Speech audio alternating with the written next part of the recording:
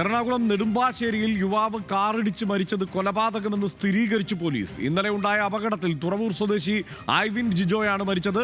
CISF ഉദ്യോഗസ്ഥർ യുവാവിനെ 1 കിലോമീറ്ററോളം കാറിന്റെ ബോണറ്റിൽ കയറ്റി വലിച്ചുകൊണ്ടുപോകുന്ന ദൃശ്യങ്ങൾ ന്യൂസ് മലയാളത്തിന് ലഭിച്ചു.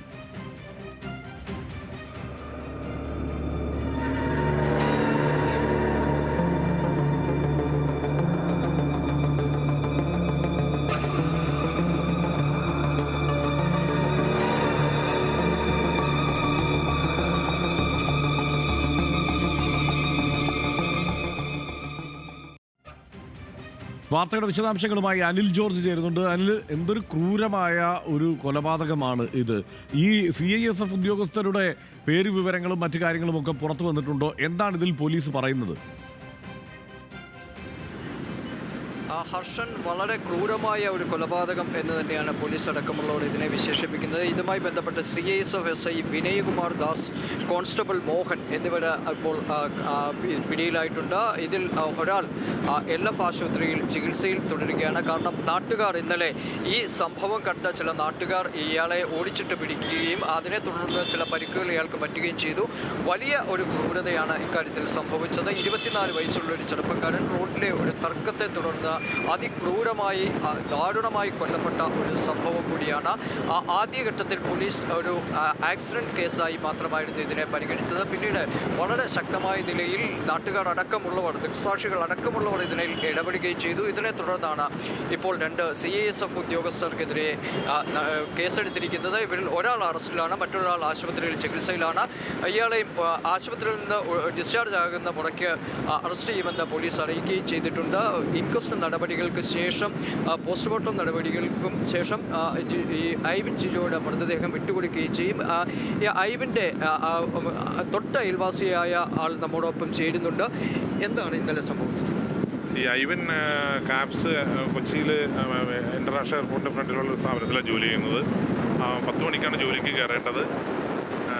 ഒരു 9 മണിയോടുകൂടി വീട്ടിൽ നിന്ന് 9:15 ഇറങ്ങി 9:50 അവൻ കാപ്സിലേക്ക് വിളിച്ചു പറഞ്ഞിട്ടുണ്ട് അവൻ്റെ ഡിപ്പാർട്ട്മെൻറ്റിലേക്ക്. വൈകും റോഡിലൊരു പ്രോബ്ലം ഉണ്ടെന്ന് പറഞ്ഞ്. അപ്പോൾ ഒരു 9, ഞങ്ങൾ മനസ്സിലാക്കുന്ന 9:50 ഒരു 10:30 കൊലപാതകം നടന്നിട്ടുണ്ടാവും. റോഡിൽ സൈഡ് കൊടുക്കുന്നതുമായി ബന്ധപ്പെട്ട് ഒരു തർക്കം ഉണ്ടാവുകയും അതിനെ തുടർന്ന് CSFകാർ അവർ മദ്യം കഴിച്ചിരുന്നതായിട്ടാണ് അറിയുന്നത്.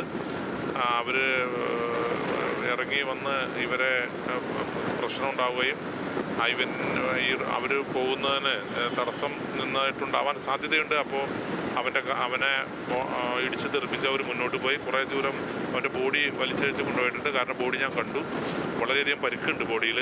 റോഡിൽ കൂടെ ഉറഞ്ഞ പരിക്കുകളുണ്ട്. അതിനുശേഷം പോലീസ് അതിലൊരാളെ നാട്ടുകാർ കൈയാട്ടം ചെയ്ത് പരിക്ക് പറ്റി, ഫ്രാക്ചറുണ്ട്, ഇവിടെ ഹോസ്പിറ്റലുണ്ട്. അയാൾ പോലീസ് ഒബ്സർവേഷനിലാണ്. മറ്റൊരു ബീഹാർ സ്വദേശി, ഇയാൾ UP-കാരനാണ്. ബീഹാർ സ്വദേശിയെ ഒരു രാവിലെ ഒരു 7 മണിയോടുകൂടി 6 മണിയോടുകൂടി തന്നെ പോലീസ് അറസ്റ്റ് ചെയ്തിട്ടുണ്ട്. അയാൾ ഈ സംഭവം കഴിഞ്ഞ് ഡ്യൂട്ടിക്ക് കയറി ഡ്യൂട്ടി സ്ഥലത്ത് നിന്നാണ് പോലീസ് കസ്റ്റഡിയിൽ നിന്ന് പോലീസ് സ്ട്രോങ് ആയിട്ട് തന്നെ മുന്നോട്ട് പോകുന്നുണ്ട് എന്നാണ് മനസ്സിലാക്കുന്നത്.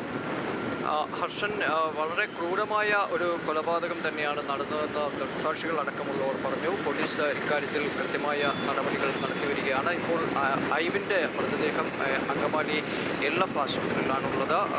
ഇൻക്വസ്റ്റ് നടപടികൾ പൂർത്തിയാവേണ്ടതുണ്ട്. അതിനുശേഷം പോസ്റ്റ്മോർട്ടം നടപടികൾക്കും ശേഷം ബന്ധുക്കൾക്ക് മൃതദേഹം വിട്ടുകൊടുക്കും. ഏതായാലും അനിൽ ജോർജാണ് വിവരങ്ങൾ നൽകിയത്. എന്തായാലും CISF ഉദ്യോഗസ്ഥർ കേരളത്തിൽ നിന്നുള്ളവരല്ല, ഒരു ഉത്തർപ്രദേശ് സ്വദേശികളൊക്കെയാണ്. അവരാണ് ഇപ്പോൾ, ഒരാൾ ബീഹാർ സ്വദേശിയും ഒരാൾ ഉത്തർപ്രദേശ് സ്വദേശിയുമാണ്. അവരാണ് ഇപ്പോൾ 2 പേരും പോലീസിൻ്റെ പിടിയിലായിട്ടുണ്ട്. റോഡിലെ തർക്കത്തിൻ്റെ തുടർച്ചയിലാണ് ഇങ്ങനെ ഒരു യുവാവിനെ കാറിടിച്ച് കൊലപ്പെടുത്തുന്ന സാഹചര്യം ഉണ്ടാകുന്നത്. ദീർഘദൂരം അങ്ങനെ ഇടിച്ച് തെറിപ്പിച്ച് വലിച്ചു കൊണ്ടുപോവുകയും ചെയ്യുന്ന സാഹചര്യം ഉണ്ടായിട്ടുള്ളത്.